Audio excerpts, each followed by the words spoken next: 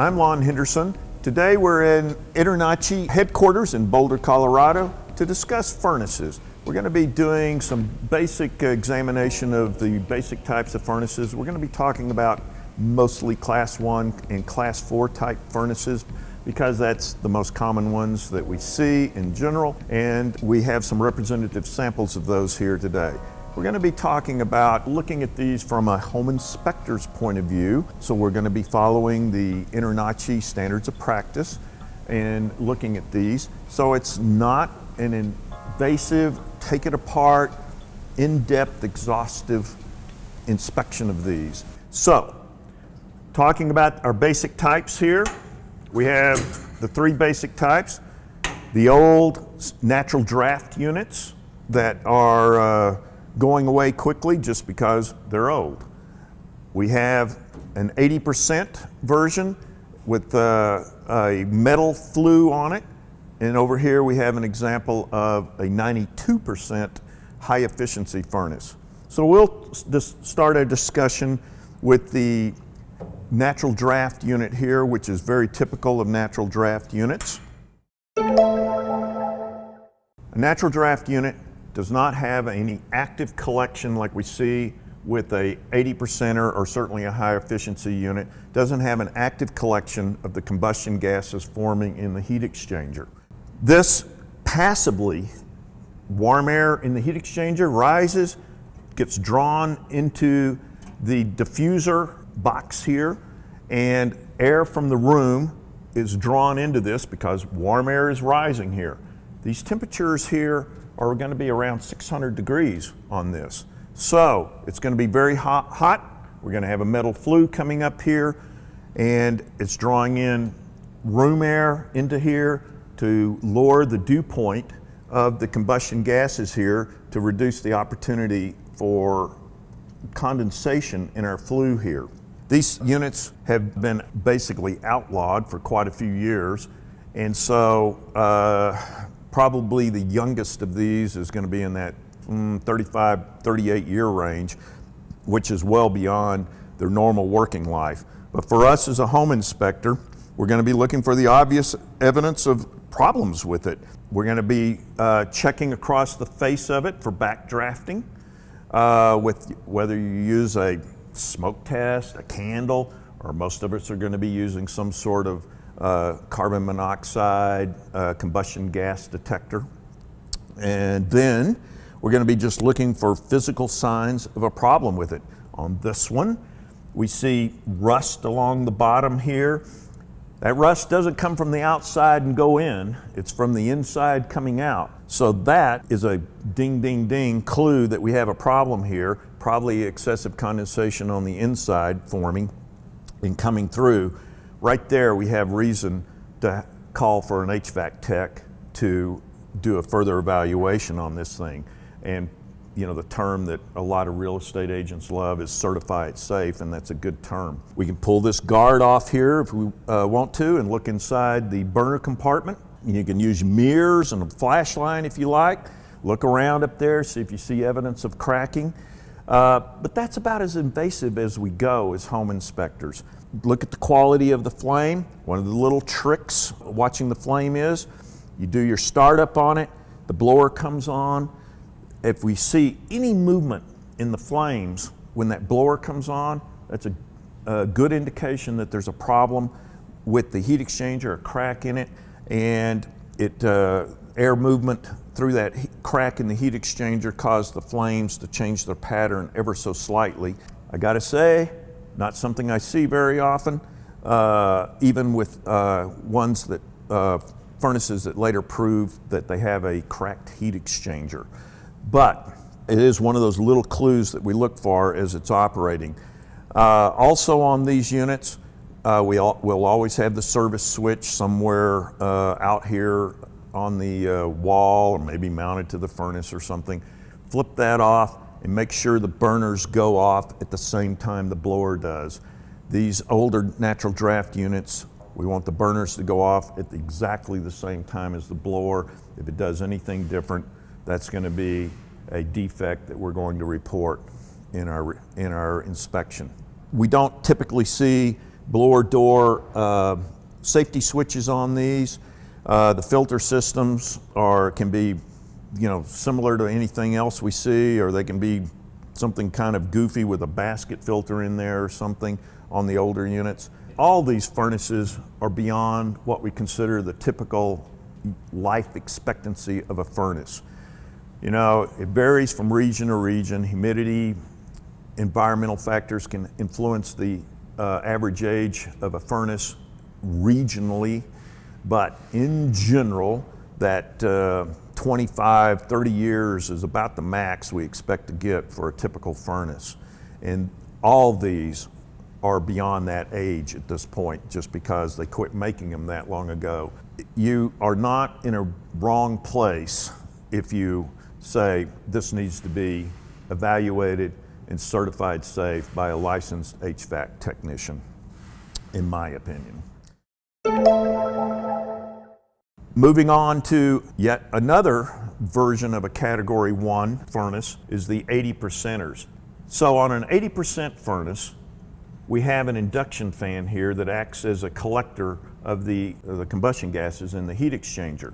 We're going to have a metal flue. Now, sometimes you'll see an actual flex piece sitting here, but usually it's going to be a smooth tube, single wall vent connector is the technical name for it.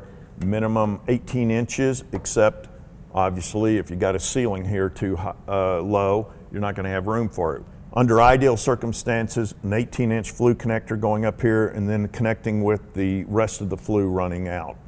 On that flue, we don't want more than 2 90-degree turns on it. The reason we can have a metal flue here on an 80%er is our temperatures of our flue gases coming out are still around 400 degrees.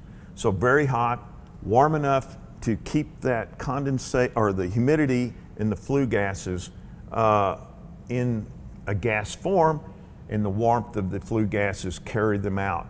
The induction fan here does not force the gases out. So this is still under a negative or net zero pressure here.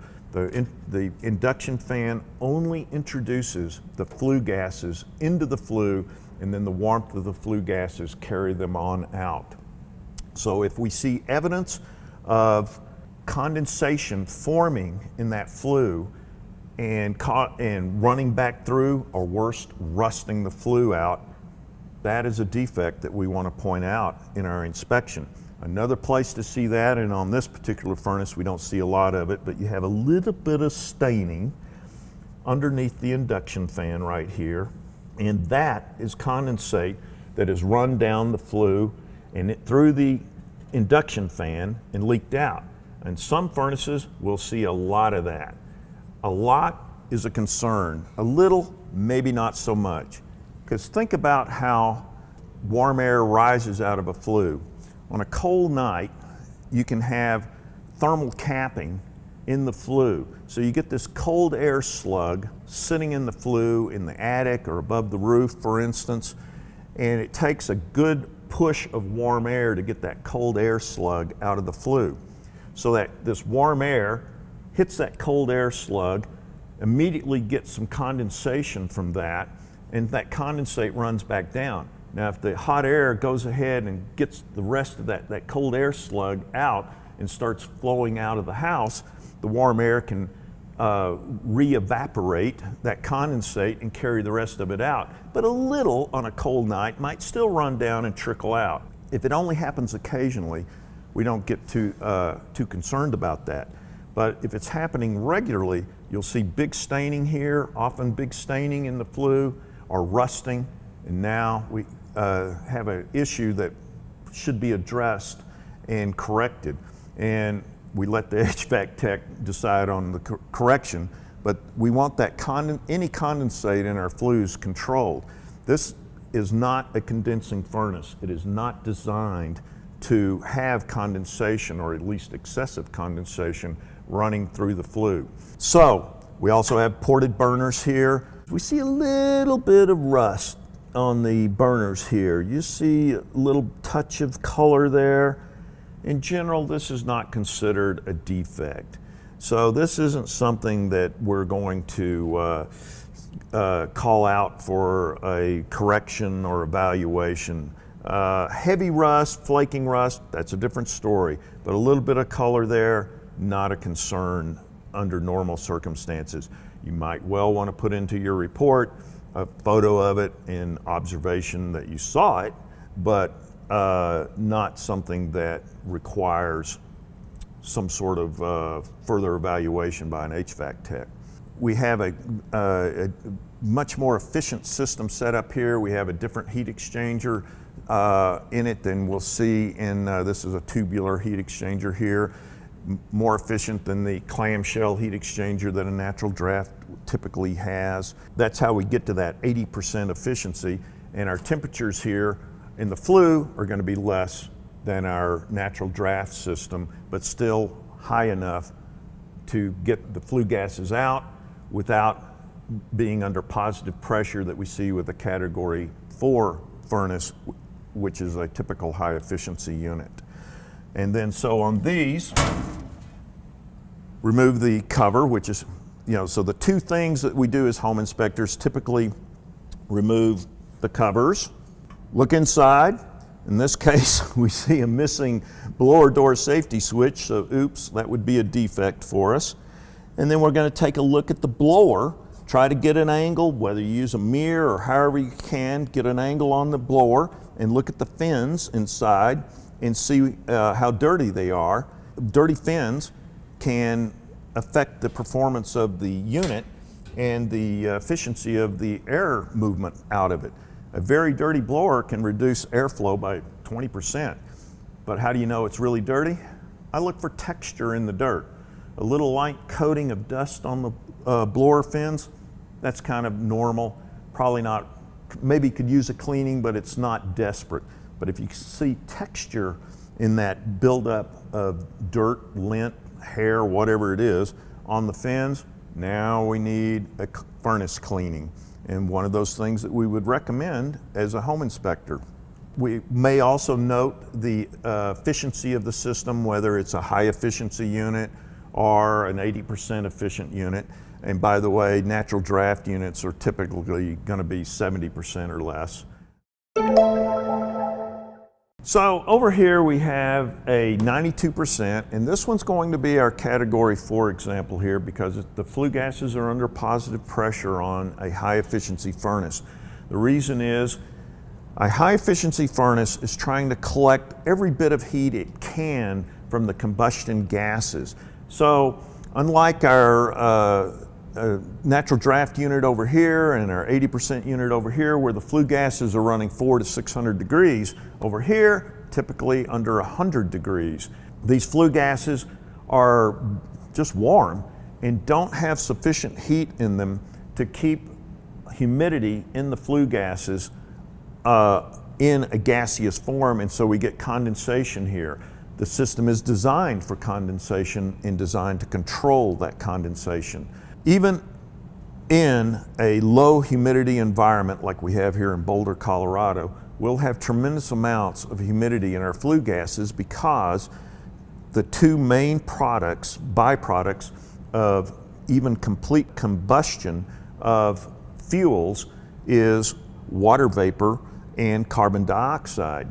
And so water vapor being one of those big byproducts, you're always going to have a lot of water vapor in the flue gases and trying to condense on the cooler surfaces of the flue if it can.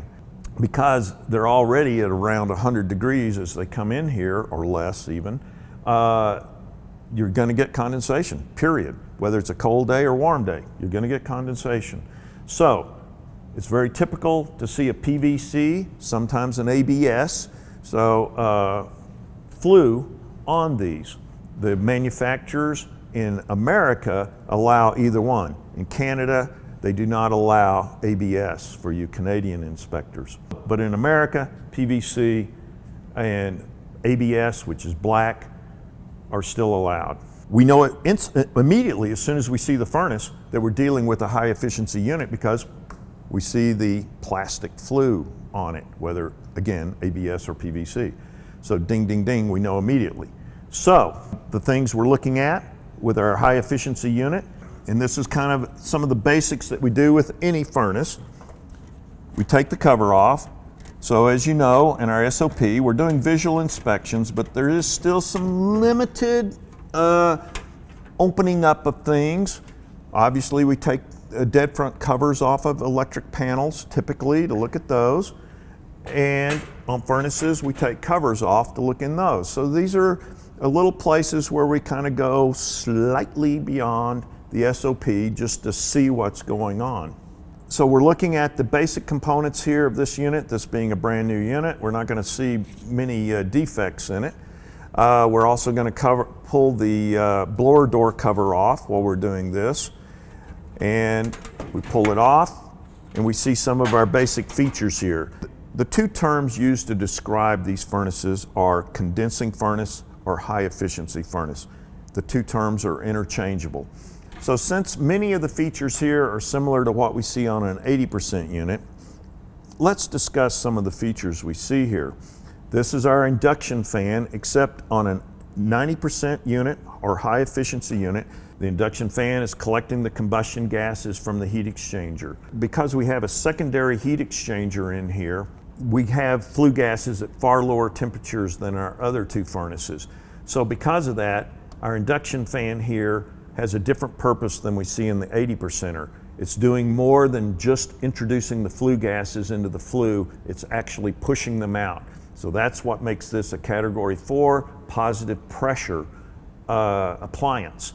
It's pushing the flue gases out and sending them out of the house. The purpose of this fan is far more active than what we see in an 80% unit with pushing the gases out. Then we have our burner here on this one.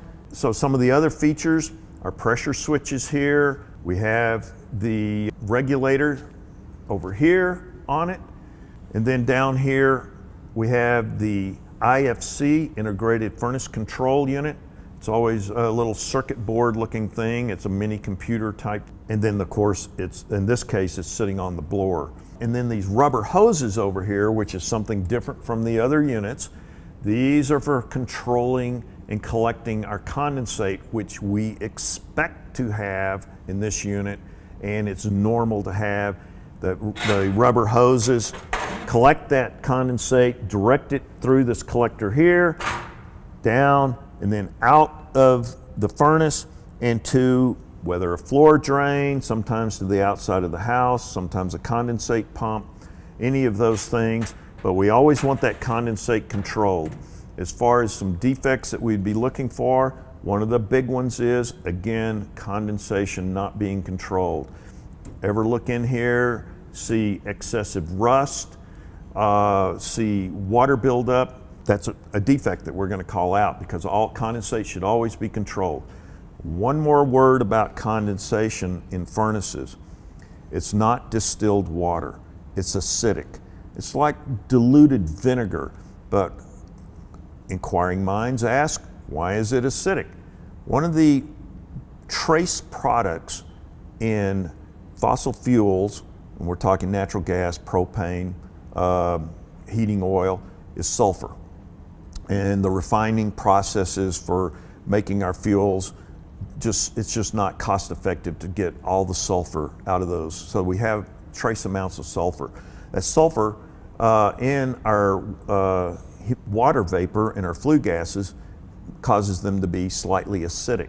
So that slight acidity can accelerate rusting on any steel components. And so we want condensate controlled because of that. And one of the reasons why we often will see fairly aggressive rusting in any furnace where the condensate isn't being controlled. It's slightly acidic. So one of the things about the high efficiency Category 4 furnace from the others is the secondary heat exchanger. And so the great thing about here at the school in the House of Horrors is we can look inside the furnace. And so here we see the primary heat exchanger on this unit, and this is going to be similar with other high efficiency furnaces.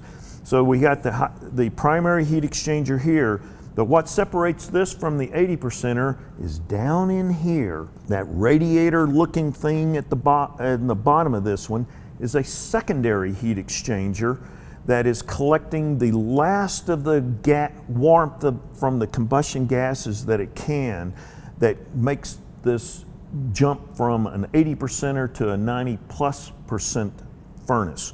And that is the difference between this one and the 80%er we were looking over here, is that secondary heat exchanger down there. And it can be configured differently, and different manufacturers and stuff may have it configured differently, but in this particular furnace here, that's what it looks like. And that's something that, well, normally we'll never see on an inspection because this stuff should never be open. But it's nice for you to see what this looks like when you have those clients who are asking you what the difference is. This is it, and you can see how it's set up right here.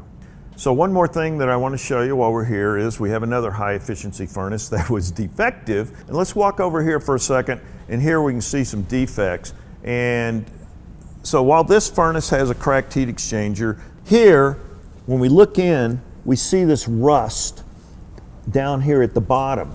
Now, if this was an active furnace and we showed up at this house on an inspection, we might be seeing water sitting there, condensate sitting there on that rust spot. That would be a big defect. We want condensate controlled. Now, it may not be a defect that makes this furnace bad. We can't judge that, but we know that we want condensate controlled. So we're going to point this out, take our photos of it, put it in our report. Condensate not being adequately controlled in the furnace needs to be corrected by an HVAC technician. So this is a defect that would jump out at us immediately on this particular unit if we found it in a house during an inspection. So here we are in the utility room of the House of Horrors. If you walk into a furnace room with all the things wrong here, you got a lot of stuff to write up. So we're going to kind of blow through some of the big stuff jumping out at us here. Some of it good, some of it bad. But here, as we look up our flue, we see our transition to our B vent, which we want to see where it goes into the ceiling. We want to see B vent up there, never single wall. But oops, we have our condensate discharge hose here draping across the flue. That would be a defect, of course. Also, we have even our B vent here, our double wall vent, within an inch of combustible materials, both on the framing and the paper of the sheetrock or drywall up there, gypboard. And then we have an electrical line, some NM wire here running across to our service outlet on the furnace. Again, should be in conduit, can't drape across the flue. That would be a defect that we would note. Also, the way the wiring goes into the junction box here would be a defect. Also on this unit here, we see some foil tape. Most parts of the country do not want to see foil tape here. Even if it happens to be a high temperature tape rated for a flue, we don't want to see it, or most jurisdictions don't want to see it, because it hides the quality of the connection here. So that, for most of us around the country, that's a defect that we would be making a note of, even if it's not a major one. Let us take a closer look at our furnace. So we typically arrive with the covers on it. Even if it's operating, you might take off the cover just to see what's going on, the quality of our flame. That flame should be blue. We don't want to see a lot of yellow. A little yellow flicking and flaking in the flame is acceptable, but it should be predominantly blue. With a yellow streaking or any laziness in the flame, that's a defect. The unit should be tuned. Among our other things here, we have our gas flex connector coming directly through the cabinet. That is never allowed. It must be hard pipe. So typically we're looking at black hard pipe coming through. However the furnace guy, the HVAC tech can do it, configuring it, hard pipe on the outside, then our flex connector here, gas flex connector connects to the end of the hard pipe. So we're looking at what else is going on here. Here's our induction fan. This is a metal fan. We had a Bakelite fan, plastic fan cover on the other units. Here it's a metal one. It's still an induction fan. We know by our metal flue that this is an 80% unit. So this fan is just collecting the gases, combustion gases, and introducing them into our flue where they're going to rise naturally out of the furnace. So we're looking at this. Oops, we see the filter sticking out like that, so we know instantly it's the wrong size filter. And then as we look at it, we see, oops, they have it in backwards. How do we know it's backwards? There's the arrow on the frame of the filter pointing away from the furnace. That arrow on the filter frame must always point toward the blower of the furnace. Don't flip the filter around and put it in correctly, because oops, what would you have? You would have all this blowing through the house now. So not something that would be good to do. But we often point out to our clients, because part of our job is educating our clients, and many of them don't understand this sort of thing until we tell them. When they replace the filter, arrow points toward the blower. And also, of course, getting the correct size filter. So now we can take the blower door off. And if this was operating, it would shut off, because the blower door safety switch here would pop out and kill the furnace. Now, if the unit is off when we arrive here, one way we can easily check to see if our blower door safety switch is working properly is push the button, and you'll typically hear a click in the IFC down here, the integrated furnace control, and we'll probably see an LED light come on telling us that this is working right. So we don't always have to have the furnace operating to check the blower door safety switch. So loose wires hanging out, well, that can't be good, right? So that's something that we'd be looking at and make a note in our report on. Again, we try to see our blower, the inside of our blower, as best we can. Sometimes it's difficult to see. Sometimes you can see it through the filter slot. One furnace is like this, and this is a very typical furnace. It's pretty tight. Sometimes you have to get a mirror in there, sometimes stick a camera up in there and take your photo or something, but try to see the condition of the blower. Our overall, do we see water stains? One more thing, as we're looking up here, we see we have wiring coming in from our service switch over here, coming in directly through the cabinet. There should be a bushing there where that wiring goes through the cabinet, so that would be another defect we would call out on this particular furnace. We have taken our visual look of it. We'd probably close it back up, go find the thermostat somewhere, turn it on, get back here as fast as we can, and watch the sequence as it fires, comes on, listen for noises, look for vibration, that sort of thing. Among the other features that we're looking at on this furnace is when we look up on our plenum up here above it, we're missing a vibration collar, or sometimes called an expansion collar. We have one over here on this plenum, but we do not have one here. That's something we would call out. Any parts of the ductwork that directly connects with the furnace should have an expansion collar. It does two things for us. It cuts down on noise from the furnace getting transmitted through the house, but also the normal vibrations of the furnace are absorbed with our vibration collar. And of course, if you live in an earthquake area, then this helps keep the furnace in place during a mild earthquake. So it's one of these things we definitely want to see, and oops, we're missing it here on our furnace. Among the good things we have here at the House of Horrors, and not everything is an example of bad stuff here, we do have examples of things done properly. Here we have combustion air. So we have, this is the high source of combustion air up here within a foot of the ceiling, which is where we like to see it, coming in from the outside, introducing outside air into our utility room for our furnace and water heater in this case, to have adequate air to burn without having to draw air from the house. And then we have another combustion air intake within a foot of the floor, and these are adequately sized for the appliance BTUs that these appliances are using.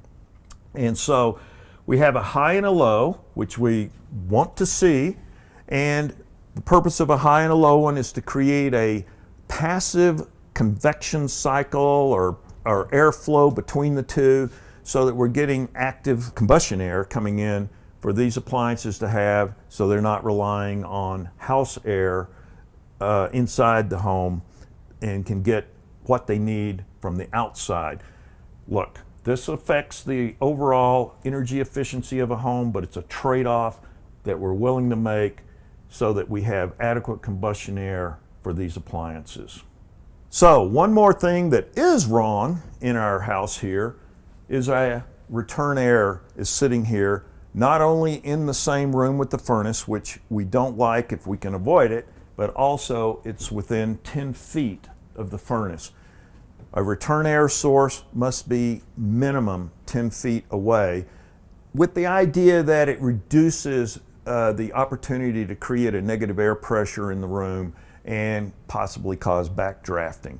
So this would be a fairly, in my experience, fairly rare occurrence to see, but it's one of these things that we're always looking for to make sure that things are put together correctly.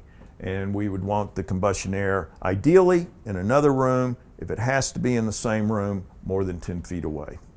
So that concludes our mini discussion on furnaces and HVAC systems here at the House of Horrors. Thank you very much for watching our video, and hopefully we'll catch you on the next one. Thank you very much.